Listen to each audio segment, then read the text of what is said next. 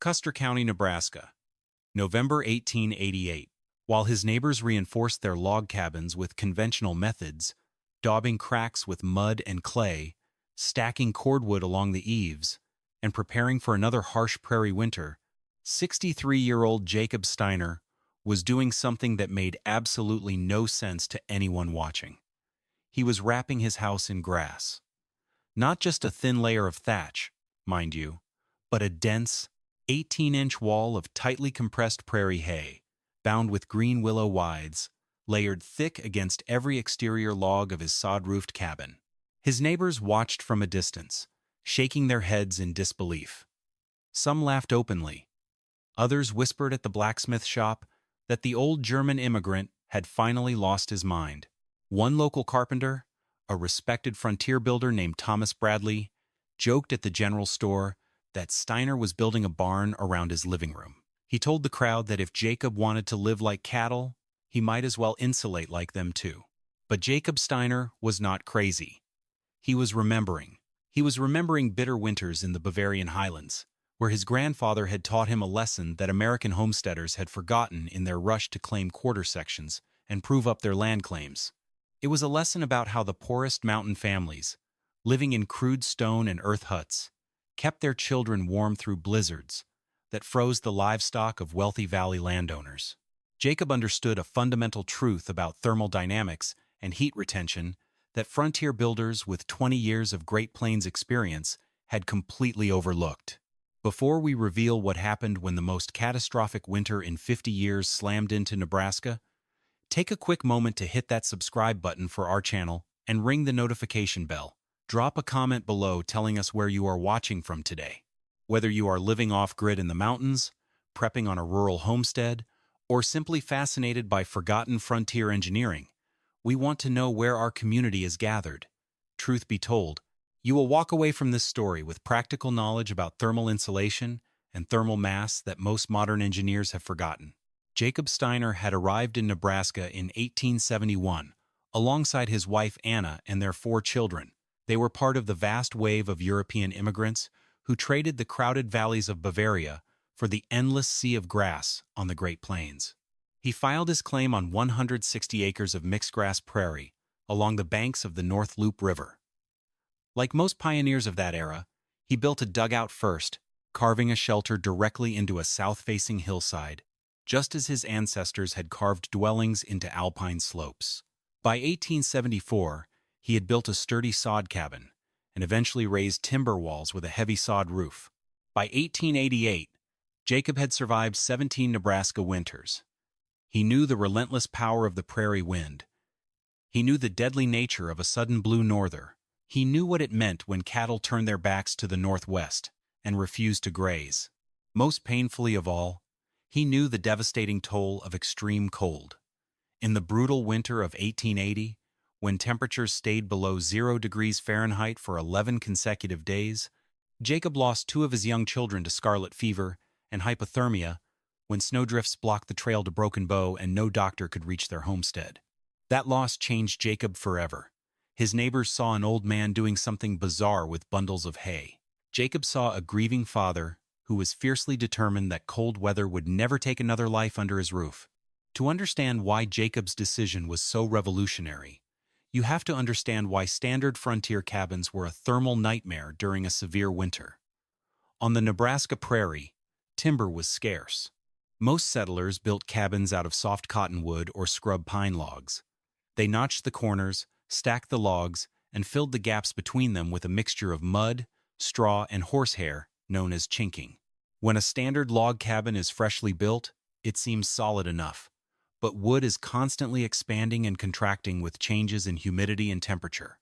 As pine logs dry out over a hot summer, they shrink and twist, pulling away from the clay chinking. By late autumn, hairline fractures develop along every single seam in the wall. When an Arctic gale sweeps across the open plains at 40 or 50 miles per hour, those tiny cracks turn into wind tunnels. Cold air rushes into the living space through forced convection, while radiant heat from the fireplace escapes through the thin timber boundaries almost instantly. A standard log wall made of 8-inch cottonwood timber has an insulation value of roughly rate 2R10 at best. In mild winter weather, a roaring fireplace can offset that heat loss if you burn a massive amount of wood. But when the outside air drops far below 0 degrees Fahrenheit and the wind begins to howl, the rate of heat loss through solid timber accelerates exponentially. Settlers would pile wood into their iron stoves until the iron glowed cherry red. Yet 3 feet away from the hearth, water would freeze solid in wash basins. They were burning cords of wood every week, just to keep the interior air slightly above freezing, fighting a losing battle against thermal conduction and air infiltration. Jacob Steiner knew this battle all too well. He had spent years watching his firewood pile disappear before February arrived, listening to the wind whistle through the chinking no matter how much fresh mud he slapped into the cracks every autumn. He knew that wood alone was a poor insulator against alpine winds, and that clay chinking always failed when you needed it most. Starting in late September 1888, Jacob set out to build a completely different kind of thermal barrier. He began by harvesting native prairie grass from his own bottomland, big bluestem, Indian grass, and switchgrass. But he did not cut the grass late in the season after it had gone dormant and brittle. Instead, he harvested it while the stems still held maximum fiber strength and natural oils. He cured the cut hay for exactly 2 weeks, rather than the standard 4. In the Bavarian highlands, old-timers knew that slightly green, oil-rich grass compressed far tighter than fully dried straw, creating a springy, dense mass that resisted moisture penetration and deterred burrowing rodents. Once the hay was properly cured, Jacob began constructing a secondary structural frame against the outside of his 20 by 24-foot log cabin. He cut long, flexible willow poles from the riverbank, driving them 2 feet into the ground every 16 inches along the perimeter, extending all the way up to the roofline overhang. This created a sturdy wooden cage around the entire exterior of his home. Between his original log walls and this new willow cage, Jacob began packing the cured prairie hay. He did not simply toss the grass into the gap. He packed it in horizontal layers, using heavy wooden tampers to compress the grass until it was as dense as solid earth. Every 8 inches, he bound the compressed grass tightly with green willow withes. He compressed the hay again, bound it again, and built the wall upward, layer by layer, until he had created a continuous, 18-inch thick barrier, wrapping around all 4 sides of his cabin. When local builder Thomas Bradley rode past the homestead and saw Jacob standing on a ladder, tamping down bundles of grass, he pulled his horse to a stop and laughed out loud. Bradley was the closest thing Custer County had to an expert builder. He had constructed 14 log cabins in the district, built timber barns for wealthy cattlemen, and served as the informal building authority for the township. Bradley called out to Jacob, asking him why he was wasting 3 months of hard labor building an 18-inch rat nest around his home. He told Jacob that the grass would trap autumn rain, rot his structural logs from the foundation to the roof, and attract every field mouse in Custer County. He warned him that a single stray spark from the chimney would set the entire house ablaze, turning his cabin into a giant bonfire. Jacob paused his work, wiped the sweat from his brow, and looked down at the mounted builder with calm patience. He told Bradley that in the mountains of Bavaria, the wealthiest valley families built tall timber homes with big glass windows and thin walls. They spent their winters burning through entire forests of timber while waking up to ice on their bedsheets. Meanwhile, the poorest mountain families built low homes wrapped in earth, stone, and compressed grass. They stayed warm all winter, using a single small stove and a fraction of the wood. Jacob looked Bradley in the eye and asked him who were the truly foolish ones, the rich men who burned through all their fuel while staying cold, or the poor men who kept warm with almost no wood at all.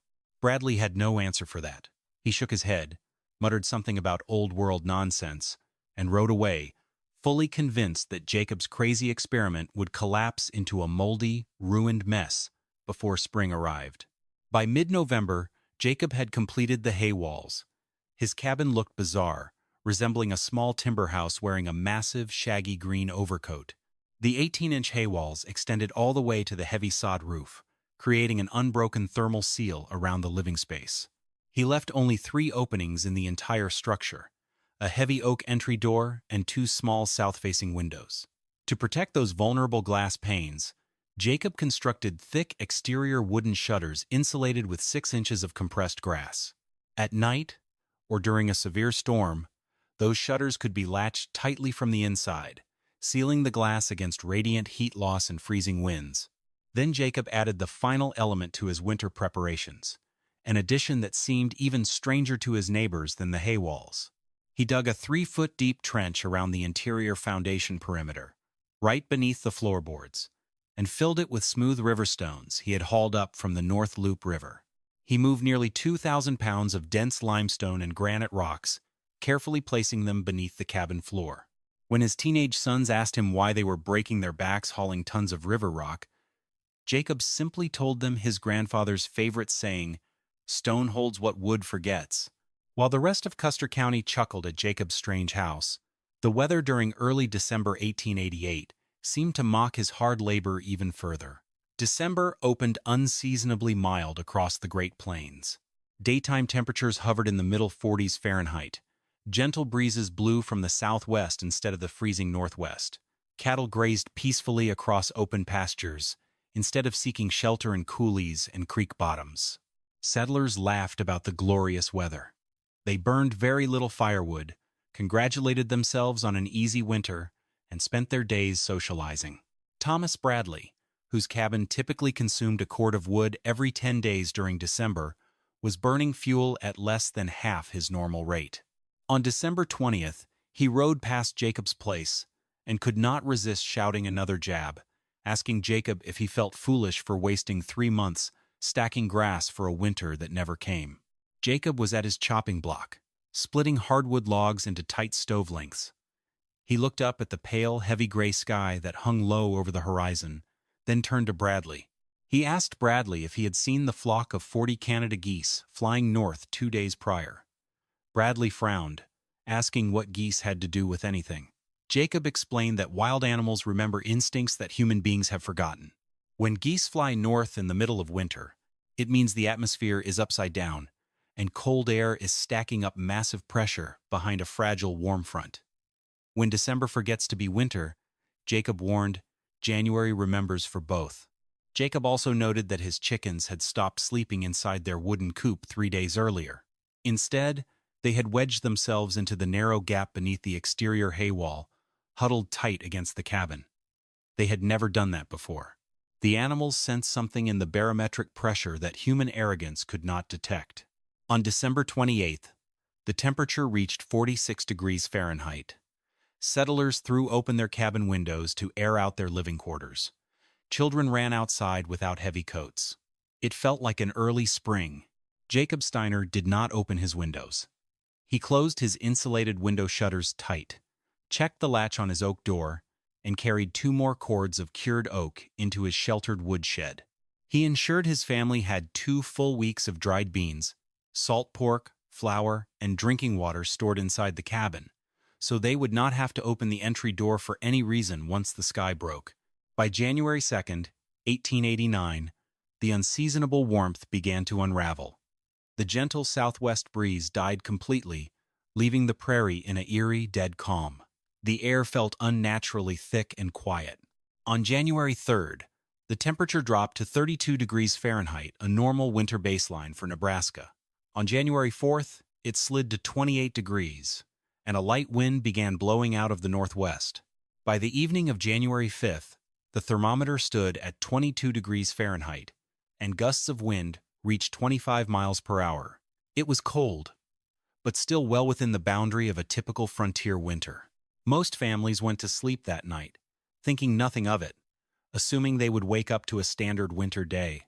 Jacob Steiner stood at his south window, looking out into the dark north sky.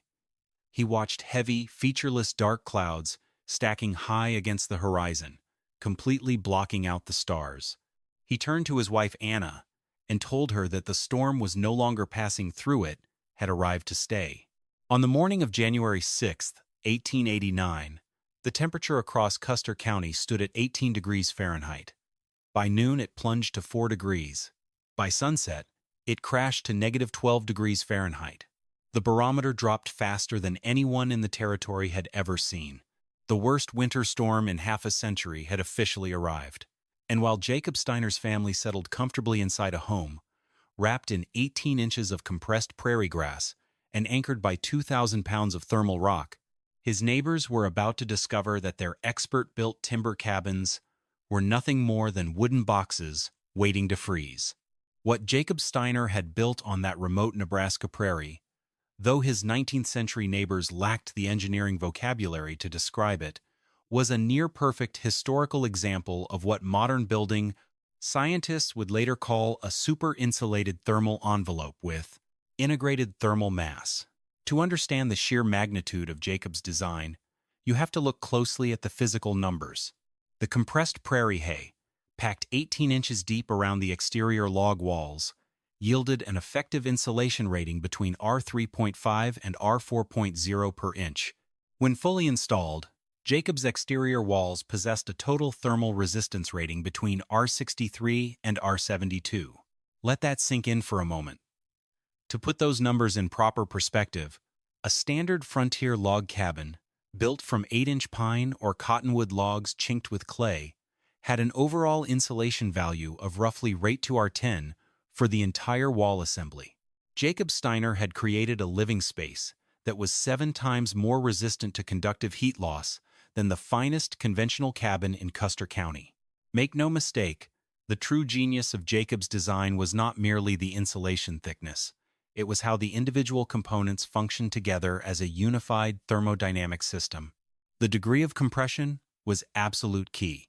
Loose hay or straw is actually a terrible insulator because large air gaps allow convection currents to form inside the material. Cold air enters at the bottom, warms up slightly, moves upward, and carries heat straight out through the top of the wall.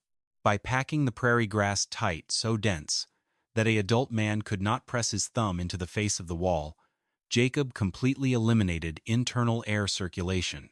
The compressed hay trapped heat inside millions of microscopic air pockets encapsulated within the organic grass fibers. Furthermore, Jacob had bound the hay in horizontal courses every 8 inches, using green, unseasoned willow withes. As those green willow branches dried out over the autumn months, they naturally shrank and tightened their grip, actively increasing the wall compression over time rather than letting it loosen or sag. Each layer of grass was laid perpendicular to the course beneath it, creating a dense crosshatch matrix that prevented settling and maintained uniform density from the soil line all the way to the roof eaves. The physics of moisture management in Jacob's design was equally sophisticated, even though he had learned it through generations of alpine tradition rather than university textbooks. The local builders who mocked Jacob assumed that an 18-inch wall of dried grass would act like a giant sponge, absorbing rainwater and rotting the structural cabin logs beneath. But native prairie hay, especially big bluestem and switchgrass harvested while still holding a hint of green, contains high concentrations of natural plant waxes and silica. When compressed tightly, the outer fibers form a water-resistant thatch layer that naturally sheds liquid water. To ensure moisture never accumulated inside the assembly, Jacob engineered passive ventilation channels into the structure. He left a precise 4-inch gap between the top of the hay wall and the roof overhang, and elevated the bottom course 6 inches above the bare ground using a ledge of flat field stones. Warm, moist air, escaping from inside the cabin, was drawn upward through the permeable hay and vented out through the top gap, while cool, dry outdoor air swept past the elevated base. The entire wall assembly was continuously self-drying. Thomas Bradley's dire warnings about rot and mold were completely invalidated by basic building physics. The hay was built to last for decades. If you are enjoying this deep dive into historical frontier engineering and off-grid survival, take a second to hit the like button right now. Also, if you have not subscribed to our channel yet, join us today. We are curious to hear from our preppers, builders, and history enthusiasts in the audience. Have you ever experimented with natural insulation like straw bales, clay straw, or earth berming on your own property? Drop your thoughts and experiences in the comments below. Word spread faster than the cold wind back then, and your insights help keep this survival wisdom alive today. While the wall insulation was remarkable, the most advanced element of Jacob Steiner's cabin was something that building science would not formally define until the 1920s, the integration of high insulation with high thermal mass. Those 2,000 pounds of smooth river stones buried in the trench beneath the floorboards were not there by accident.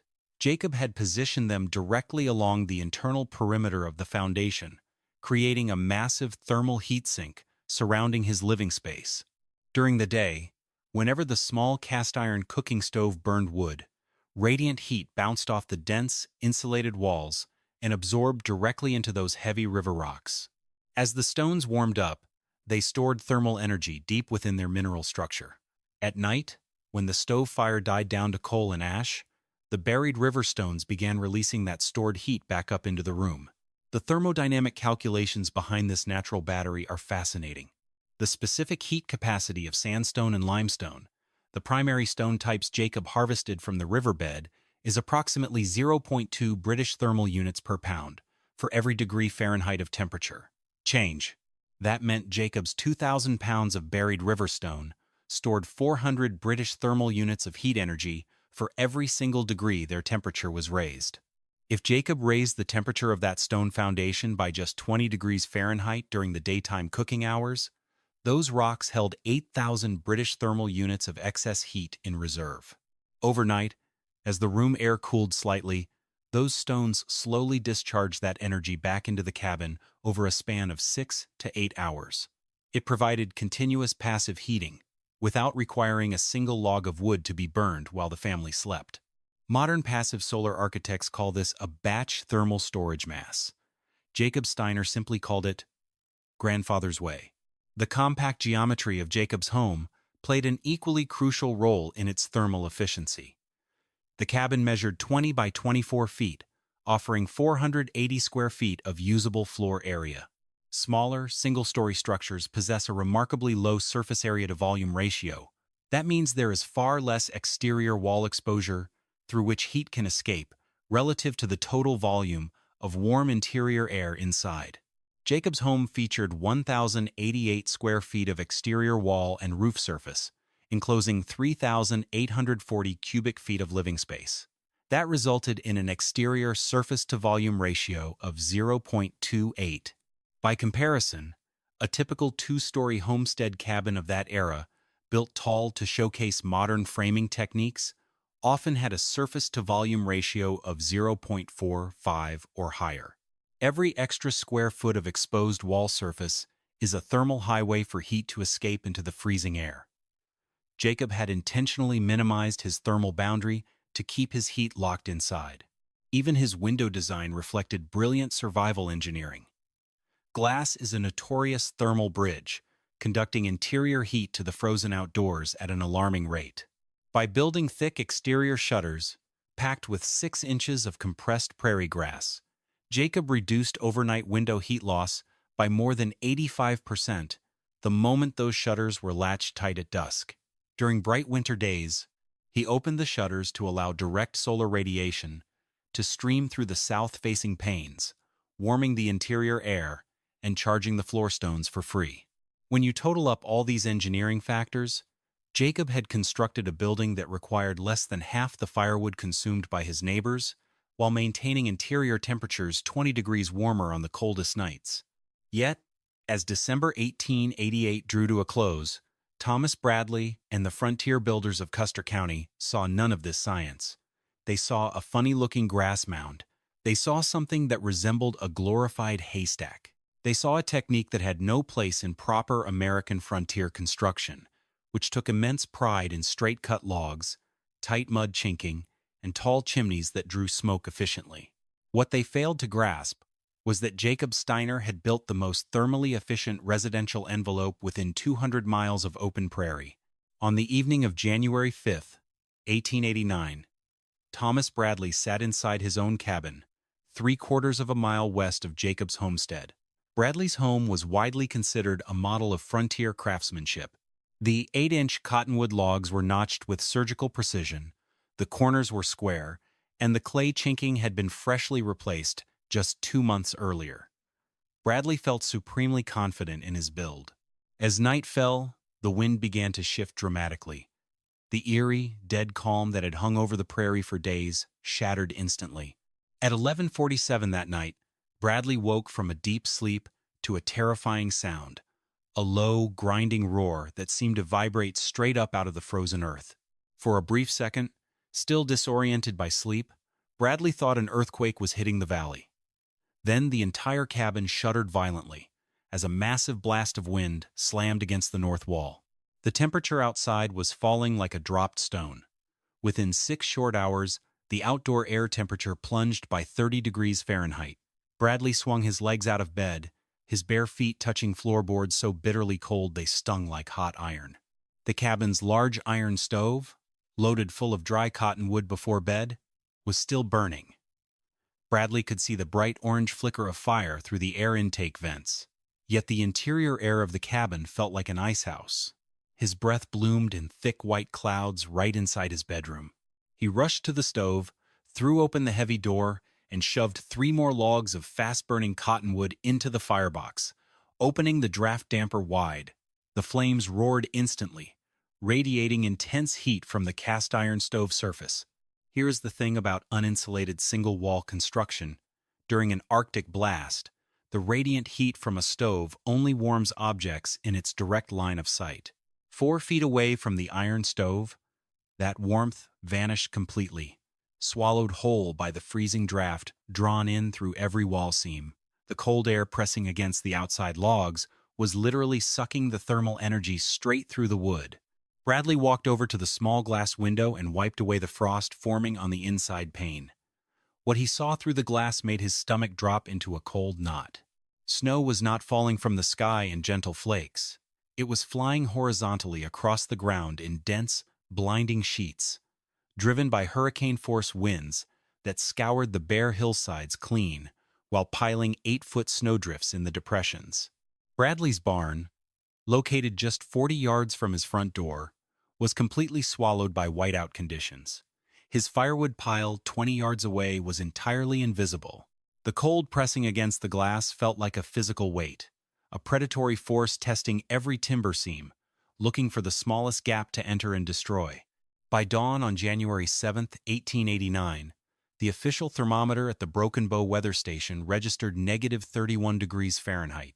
Combined with sustained winds blowing at 45 miles per hour, the wind chill equivalent temperature sank near negative 65 degrees Fahrenheit. This was not just cold winter weather. It was an environmental catastrophe, a lethal Arctic wall sweeping down from the Canadian archipelago across an unprotected prairie landscape. Across Custer County, hundreds of pioneer families woke up into a living nightmare. Cabins that had seemed warm and secure during the mild days of December were exposed as flimsy wooden tents against a killing freeze. Under the intense thermal stress of negative 30-degree temperatures, the mud and clay chinking between cabin logs began to freeze, shrink, and shatter. Chunk after chunk of dried clay popped out of the wall seams, falling onto the snow outside. Freezing Arctic wind rushed directly through the open log gaps, blowing out kerosene lamps and coating interior walls with thick hoarfrost. Inside Thomas Bradley's expert-built cabin, the situation was turning desperate. Despite keeping a roaring fire going around the clock, consuming a full cord of firewood in a single 24-hour period, the interior air temperature near the dining table sat at 34 degrees Fahrenheit. A full cord of wood in 24 hours was more fuel than Bradley normally burned in an entire week of winter weather. His hands were raw from chopping logs, his eyes burned from wood smoke blowing backward down the chimney, and his wood supply was vanishing at a terrifying speed. His 4-year-old daughter was shivering uncontrollably under 3 wool blankets next to the stove, her lips turning pale blue. Bradley's wife wrapped hot bricks from the stove ash in flannel cloth, placing them under the children's blankets to keep their feet from freezing. The family had to rotate positions around the stove every 15 minutes, because standing more than 5 feet away from the iron firebox meant shivering violently in sub-freezing drafts. And outside, the ferocious storm showed absolutely no sign of easing up. On January 7th, the outdoor temperature held steady at negative 29 degrees Fahrenheit. On January 8th, it sank to negative 34 degrees. On January 9th, the mercury dropped to -38 degrees Fahrenheit, accompanied by sustained relentless winds of 40 miles per hour. Out on the open range, livestock began dying by the thousands. Range cattle that had survived a dozen plains winters drifted aimlessly before the wind until they hit wire fences, where they froze standing up in 30-foot snowdrifts. Chickens froze solid on their roosts inside timber coops. Water wells froze deep below the ground line. The North Loop River, a fast-flowing waterway that rarely froze solid, turned into a silent highway of solid blue ice 3 feet thick. By January 10th, Thomas Bradley looked at his firewood stack with utter dread. His winter wood supply, which was supposed to carry his family comfortably through the end of March, was more than half gone after just 4 days of storm. In a panic, Bradley tried to conserve his remaining fuel by banking the stove fire at night, letting the interior air drop to slow his wood consumption. But within 2 hours of damping the fire, his young daughter woke up screaming in terror from the extreme cold, her fingers stiff and unbending.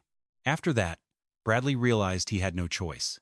He kept the iron stove roaring hot around the clock, feeding it wood as fast as the firebox could burn it. On January 11th, the cottonwood pile was completely exhausted. Desperate to keep his children alive, Bradley took an axe to his own home furniture. He chopped up a heavy oak rocking chair, a kitchen table, 2 wooden benches, and the timber bed frame from his son's bedroom. He fed the carved oak into the roaring stove, watching his hard work turn to ash just to maintain a miserable interior temperature of 41 degrees Fahrenheit. While Thomas Bradley burned his own furniture to keep his family from freezing, 3/4 of a mile to the east, behind 18 inches of compressed prairie hay, Jacob Steiner and his family were living in a completely different world. On the morning of January 7th, when the storm first hit its peak, Jacob woke up at his normal time. He walked over to his small cast-iron stove and stoked the embers with split oak logs, not the fast-burning light cottonwood his neighbors used, but heavy, high-density hardwood that burned slowly and evenly. The interior room temperature of Jacob's hay-wrapped cabin stood at 64 degrees Fahrenheit. The math didn't lie. Jacob had burned his stove for just 3 hours the previous evening before letting the fire die down to coals at midnight. Yet, the 2,000 pounds of smooth river stones buried beneath his floorboards, fully charged with heat from weeks of thermal absorption, were steadily radiating warmth upward into the room at a rate that almost perfectly matched the tiny heat loss escaping through the thick hay walls. Jacob's cabin was losing a small amount of heat. Of course, no building on Earth is a perfect thermodynamic vacuum, but his 18-inch walls were so resistant to thermal transfer that the interior air temperature dropped at a rate of less than 1 degree Fahrenheit per hour overnight.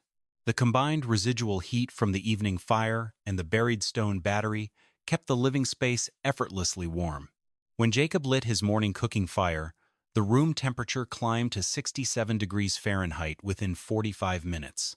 While neighboring families huddled in heavy wool coats next to red-hot iron stoves, shivering in sub-freezing drafts, Jacob's family ate their morning breakfast around the kitchen table, wearing light indoor clothes.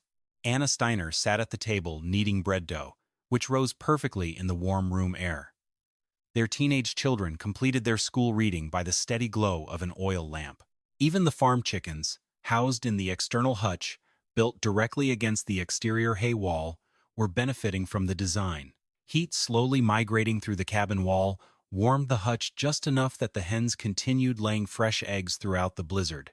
By January 9th, when the outdoor temperature plummeted to -38 degrees Fahrenheit, Jacob's cabin maintained a rock-solid interior temperature between 63 and 68 degrees Fahrenheit while burning just 4 total hours of active fire per day, 2 hours in the morning for cooking and 2 hours in the evening. 4 hours of fire per day consumed approximately 50 pounds of hardwood fuel.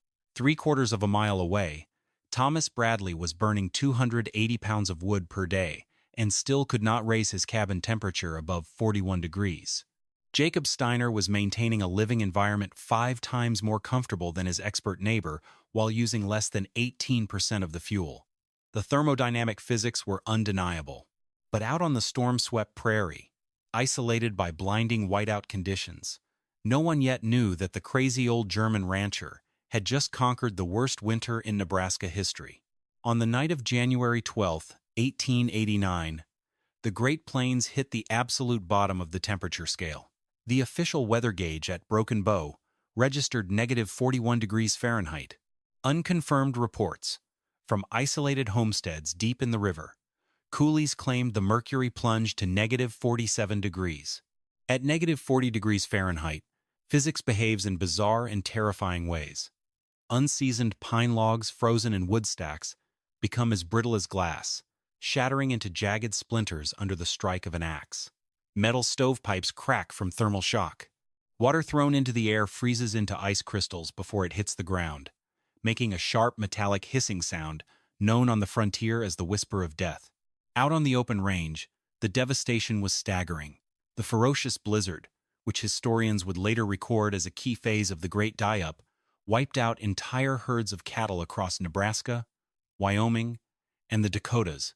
Ranchers would later estimate that between 60 and 80% of all livestock in Custer County died during those 2 brutal weeks.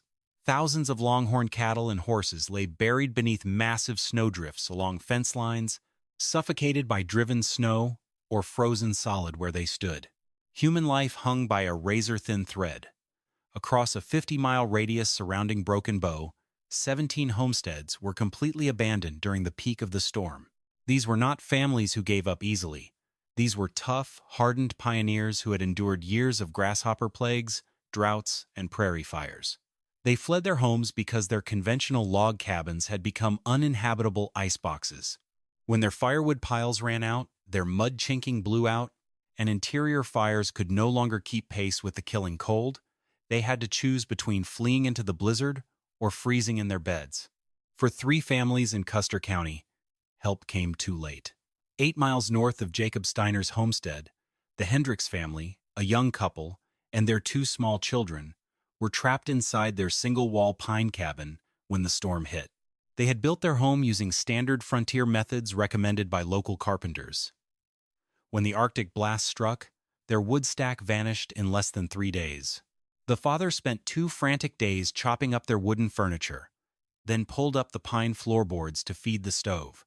But a single-wall pine cabin losing heat at -40 degrees Fahrenheit requires far more thermal energy than burning floorboards can ever generate.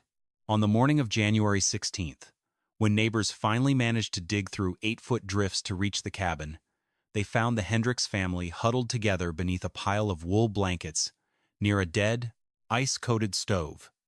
They had frozen to death on the night of January 13th. While tragedy was claiming lives across the territory, Thomas Bradley was reaching his own absolute breaking point 3/4 of a mile to the west. By the late evening of January 12th, Bradley's situation was grim. His firewood stack was completely gone. Every piece of burnable wooden furniture in his home tables, chairs, bed frames, storage boxes had been chopped up and burned to ash inside his glowing iron stove. He had even burned his wooden tool handles and split the heavy oak framing around his bedroom doorway. Yet, despite his frantic efforts, the single-wall cottonwood logs were leaking heat faster than the fires could produce it.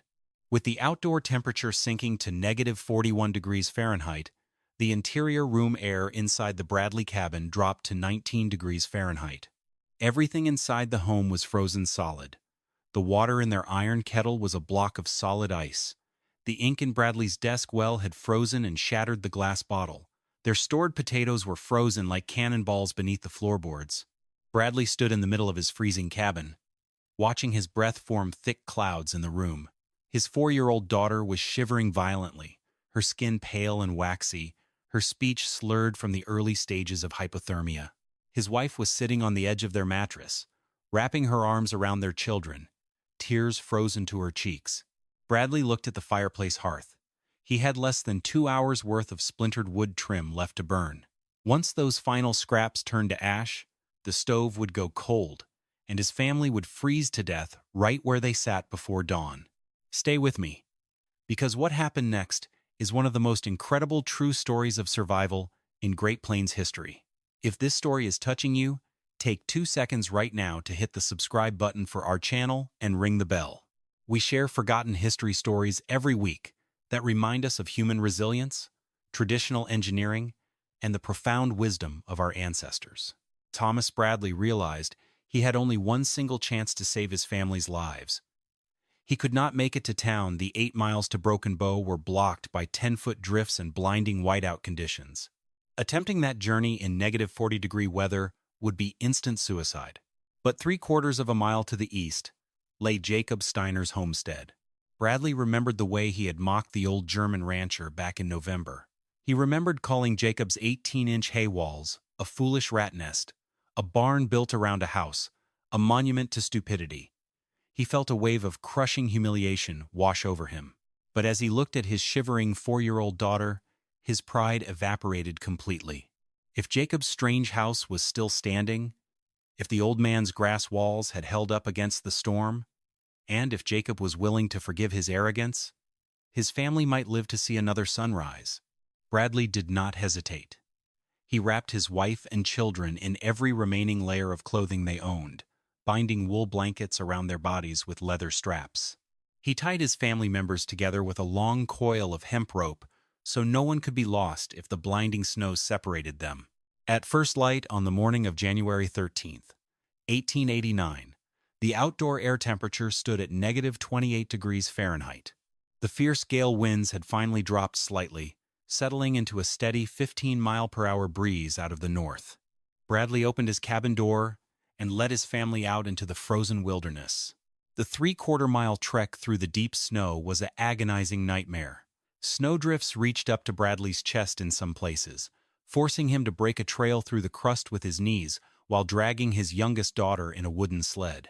The bitter Arctic air burned their lungs with every breath, making them cough blood. Frostbite was already turning Bradley's nose and cheekbones black. Twice, his wife collapsed into the deep snow, exhausted and unable to stand. Bradley had to pull her up by her rope harness, screaming over the wind to keep her conscious. He knew that if any one of them sat down in the snow for more than 3 minutes, they would never get up again. For 40 agonizing minutes, the Bradley family fought their way through the white waste, step by painful step, guided only by the blurred outline of the tree line along the North Loop River. Finally, emerging through a massive snowdrift in the river bottom, Bradley saw it. Rising out of the white landscape was Jacob Steiner's cabin. The building was almost completely buried under 6 feet of drifted snow along its north side, but the 18-inch hay walls stood firm, unbroken, and undamaged by the hurricane winds. A thick, steady plume of gray wood smoke was curling peacefully out of the brick chimney, rising straight into the crisp morning sky. Bradley stumbled up to the south door, his hands so numb he could not feel his fingers. He collapsed against the heavy oak wood, beating his frostbitten knuckles against the paneling with the last remaining ounce of his strength. Inside the cabin, Jacob Steiner heard the faint thumping against his door. He walked over, unlatched the heavy oak deadbolt, and pulled the door inward. What Thomas Bradley experienced the moment that door swung open was something he would remember for the rest of his natural life. Stepping across the threshold was like stepping out of an Arctic wasteland directly into an alpine summer afternoon. A wave of deep, fragrant warmth rushed out through the doorway, carrying the rich scent of brewing coffee, baking bread, and burning oak wood. The interior air temperature inside Jacob's cabin was a balmy, comfortable 65 degrees Fahrenheit. Jacob Steiner stood in the entryway wearing a light wool shirt, rolled-up sleeves, and leather suspenders. Behind him, the living room was bathed in warm, oil lamp light. Anna Steiner was sitting at the wooden table with her teenage children, who were casually reading books in their shirt sleeves. Bradley stood in the doorway, bundled in frozen blankets, covered in hoarfrost, his chest heaving as he stared at the warm room in utter shock. The sheer physical contrast between his freezing cottonwood cabin and Jacob's heat-retaining hay palace was so overwhelming that Bradley's knees buckled. He fell to his knees on the clean timber floorboards and began to weep openly, the frozen ice on his face melting in the gentle ambient heat of the room. "I was wrong, Jacob," Bradley sobbed, his voice cracking with emotion. "God help me, I was wrong about everything. My cabin is frozen solid, my wood is gone, my children are dying. Please, save my family." Jacob Steiner did not say a word about Bradley's past mockery. He did not boast, he did not lecture, and he did not ask for an apology. He simply reached out his weathered, calloused hands, grabbed Bradley under the arms, and pulled him inside into the warmth. Anna Steiner immediately rushed forward, pulling the Bradley children out of their ice-crusted blankets and wrapping them in warm flannel quilts. She brought out bowls of steaming beef broth cooked on the cast-iron stove, while Jacob gently rubbed snow on Bradley's frostbitten ears and nose to thaw the tissue safely without blistering. The Bradley family stayed inside Jacob Steiner's hay-wrapped cabin for 6 days, until the Great Blizzard finally broke on January 19, 1889. During those 6 days, Thomas Bradley experienced what proper frontier survival was actually supposed to feel like. Instead of desperate wood chopping, shivering under wet blankets, and watching his family suffer, he lived in complete comfort inside a home that required less than 50 pounds of firewood per day to maintain a 65-degree indoor climate. While negative 20-degree winds continued to scour the prairie outside, the 2,000 pounds of buried river stones beneath the floorboards steadily radiated stored heat upward, while the 18 inches of compressed prairie hay kept every BTU locked securely inside the room.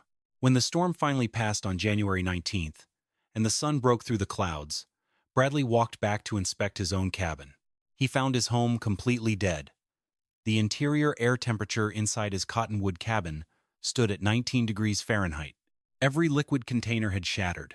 The mud chinking was lying in frozen piles on the floor, and the structural logs were cracked from thermal stress. Had his family stayed in that expert-built home for one more night, they would have been found frozen to death alongside the Hendricks family. The physical math of Jacob Steiner's crazy hay house had saved 4 human lives, and word of that miracle was about to spread across the entire state of Nebraska. The Great Blizzard finally broke on January 19, 1889, but the bitter Arctic cold lingered across Nebraska for another week. As the relentless winds died down and the whiteout conditions cleared, neighbors began digging their way out of snowdrifts, checking on surrounding homesteads, and taking stock of the catastrophic damage. The full scope of what had occurred across Custer County was horrifying. 17 homesteads within a 50-mile radius of Broken Bow had been abandoned during the storm. Families had fled for their lives when their standard timber cabins became uninhabitable iceboxes. Firewood stacks had been burned to ash, clay chinking had crumbled, and interior room temperatures had dropped far below freezing.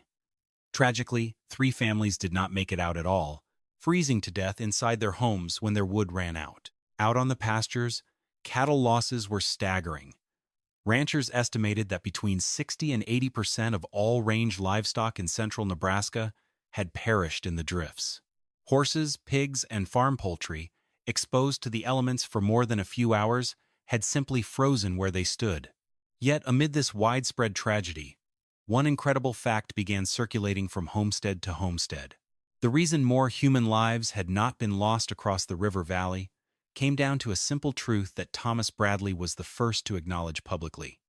Jacob Steiner's crazy, hay-wrapped cabin had outperformed every conventional structure in Custer County by a margin so massive it could not be dismissed as coincidence or luck.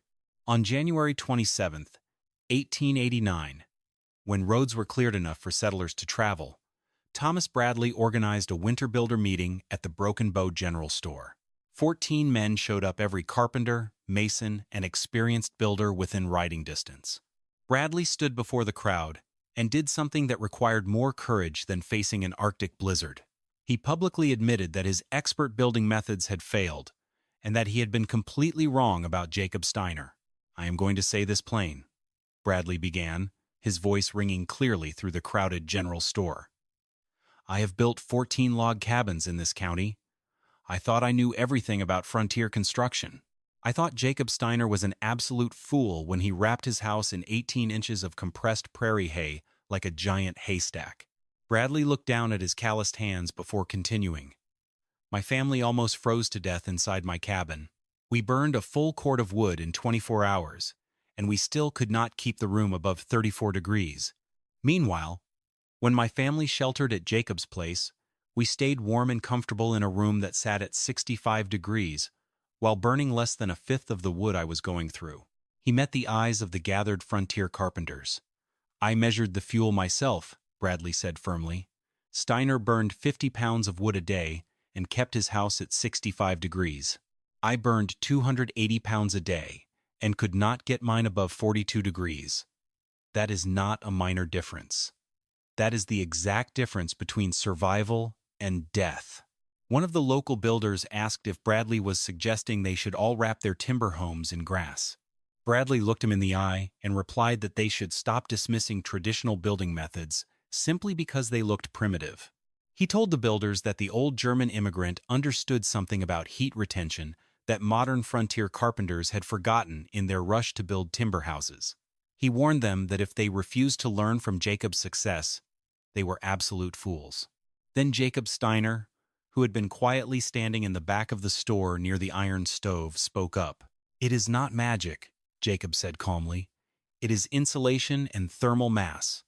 My grandfather taught me, and his father taught him. In the Bavarian highlands, mountain families have been building this way for 400 years because it works."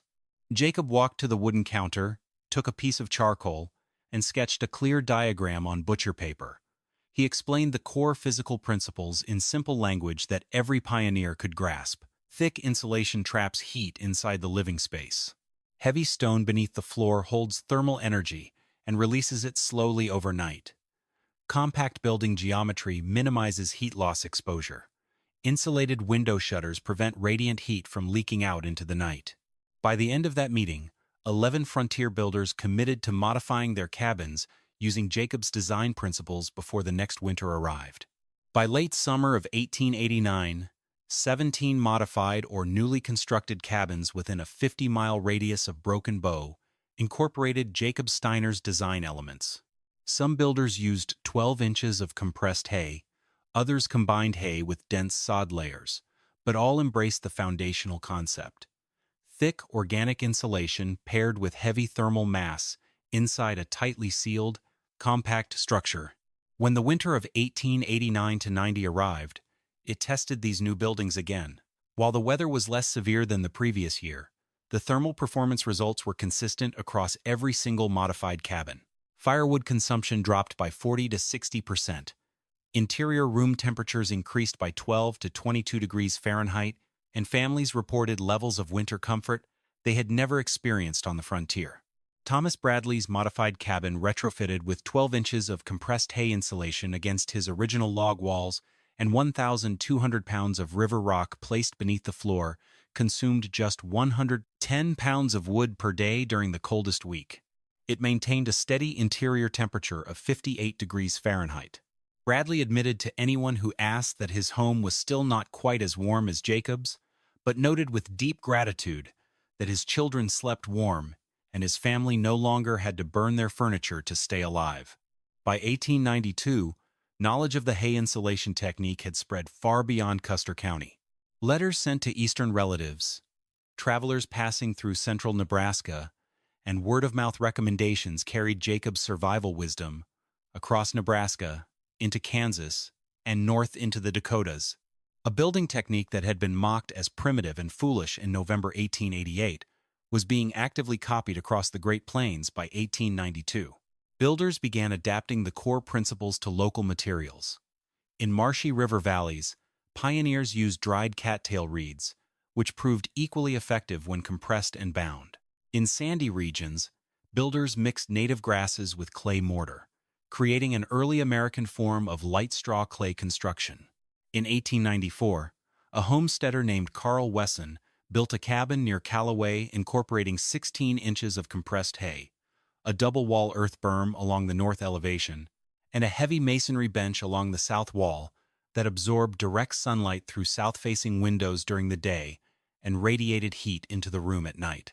During the severe winter of 1894-95, Wesson's home maintained an interior temperature of 66 degrees Fahrenheit, while burning just 45 pounds of wood per day.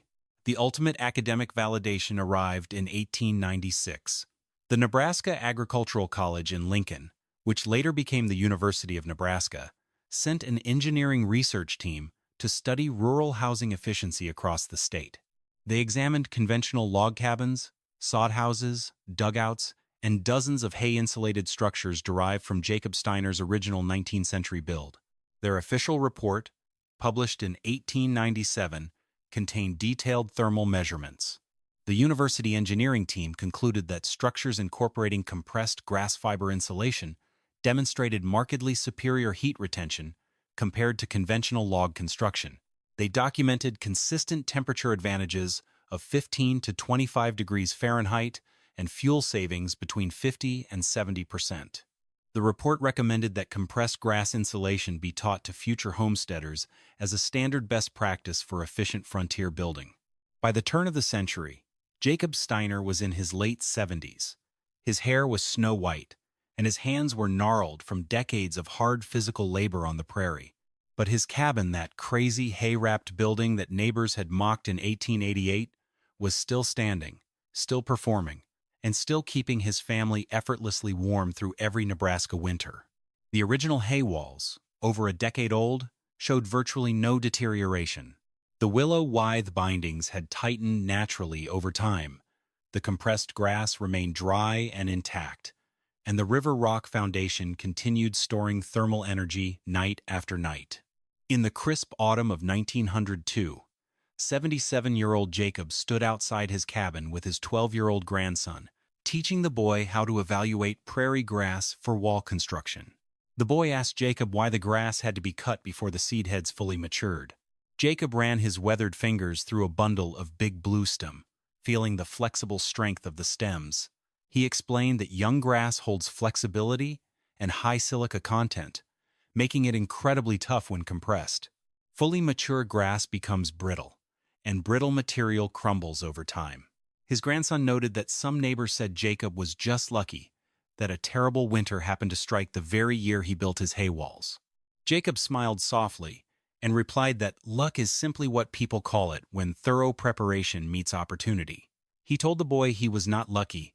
He was prepared because his grandfather had taught him to respect traditional wisdom. Jacob gestured toward his home, its 18-inch hay walls now 14 years old and still performing flawlessly. He told his grandson that what took his American neighbors years to accept was that their ancestors were not ignorant. They did not build wrapped stone and earth homes because they lacked options. They built them because those methods worked far better than thin wooden walls. This is the ultimate lesson that the Great Die-Up of 1889 taught the American frontier. Traditional knowledge is not traditional because it is old. It is traditional because it has been tested across generations of extreme conditions and found completely reliable. Newer methods are not automatically superior, simply because they are modern. Often, modern techniques are optimized for speed, convenience, or cheap construction, rather than long-term thermal performance and human survival. The frontier builders who mocked Jacob Steiner were not bad people. They were victims of a common human bias. They assumed that progress moves in only one direction, and that older alpine building techniques could not possibly outperform modern American log construction. They learned otherwise when the outdoor temperature hit negative 41 degrees Fahrenheit and their modern cabins failed to keep their children warm. What Jacob Steiner understood, what his grandfather had taught him in the Bavarian highlands, was that thermal physics does not care about human pride or cultural preference. Heat flows relentlessly from hot to cold. The rate of heat loss depends entirely on the physical resistance of the boundary. Increase the resistance with 18 inches of compressed grass fiber. Store thermal energy in 2,000 pounds of heavy river rock. Seal the window openings with insulated shutters, and heat stays where you need it most. Whether you are building a shelter in Bavaria in the year 1600, in Nebraska in 1888, or on an off-grid homestead today, the physical laws of thermodynamics remain identical. Insulation slows heat transfer, thermal mass stores and releases thermal energy, compact geometry minimizes surface exposure, and airtight sealing prevents convective loss. Jacob Steiner did not need a university degree in physics. To master those laws, he simply trusted centuries of stress-tested ancestral wisdom. Jacob Steiner passed away peacefully in 1909 at the age of 84. Inside the very cabin that had saved his family and neighbors 20 years earlier. His original hay-wrapped home stood for another 23 years. remaining structurally sound and thermally efficient until 1932, when it was finally dismantled after 44 years of continuous service. When the old building was taken down, the interior prairie hay was found to be completely dry, solid, and free of decay. The river stones from the perimeter foundation were salvaged and reused in a new stone building nearby, where they likely continue storing heat to this day. Jacob's legacy was not just a clever building technique, it was a profound lesson in humility. In a harsh world where extreme weather regularly tests human infrastructure, that lesson remains just as vital today as it was in 1888. When power grids fail during severe winter storms, when heating fuel supply chains break down, or when modern systems collapse under environmental stress, the wisdom that sees human beings through is often the forgotten knowledge preserved by our ancestors. Jacob Steiner wrapped his home in prairie grass, and his neighbors called him a fool. Then the worst winter in 50 years arrived, and his primitive shelter outperformed every modern cabin within 200 miles. The physical data was undeniable. An 82% reduction in firewood fuel, a 25-degree indoor temperature advantage, and 0 casualties.